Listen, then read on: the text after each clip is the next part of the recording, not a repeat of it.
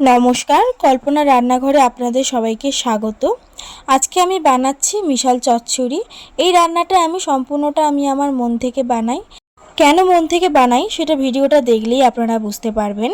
তার জন্য আমি এখানে নিয়ে নিয়েছি ঝিঙে, আলু, বেগুন, কুমড়ো, কিছু সবজি আমার কাছে ছিল, সেই অল্প অল্প সবজিগুলো আমি নিয়ে নিয়েছি।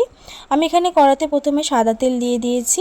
তারপর আমি এখানে বড়ির বদলে এখানে ডালের বড়া ইউজ করব। তার জন্য আমি এখানে মসুরির ডাল বেটে নিয়েছি, তার মধ্যে দিয়েছি কালো জিরে, হলুদ আর নুন দিয়ে আমি এখানে ভালো করে ফেটিয়ে নিয়ে আমি ডালের বড়াটা ভেজে নেব। আপনারা এই জায়গাটাতে চাইলে বড়িও ইউজ করতে পারেন। আমি ডালের বড়াটা দিই, এটা যেহেতু আমি সম্পূর্ণটা আমার নিজের মন থেকে এই রান্নাটা বানাচ্ছি, তাই জন্য আমার বড়া ভাজা হয়ে গেলে আমি এখানে আবার কড়াতে তেল দিয়েছি। তেল গরম হয়ে এলে এখানে দিয়ে দিয়েছি কালো জিরে। কালো জিরেটা একটু ফ্রাই হয়ে গেলে, বেশি না, জাস্ট দেওয়ার পরে আমি এখানে দিয়ে দেব যে আলুটা কেটে রেখেছিলাম, সেই আলুটা আমি এখানে দিয়ে দিয়েছি। দিয়ে আমি আলুটা ভেজে নেব। স্টেপ বাই স্টেপ আপনারা এই স্টেপগুলো ফলো করবেন, তাহলে অসুবিধা হবে না আপনাদের এই রান্নাটা বানাতে।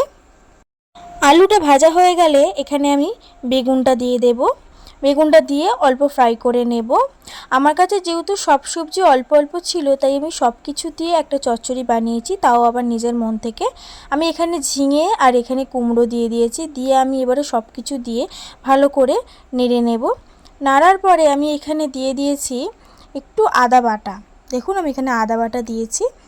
আদা বাটা দিয়ে আমি এটা ভালো করে কষে নেব, ওই ভাজা ভাজার মতো আগে করে নেব।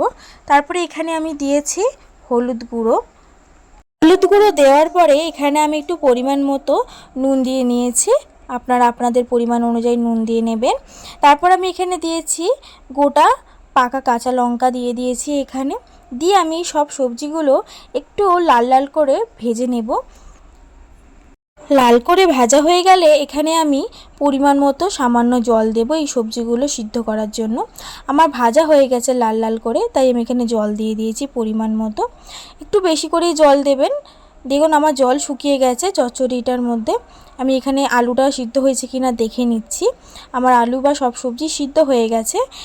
এই চচ্চড়ির সবজিগুলো সিদ্ধ হয়ে গেলে এই চচ্চড়িটা করতে একদমই সময় লাগে না।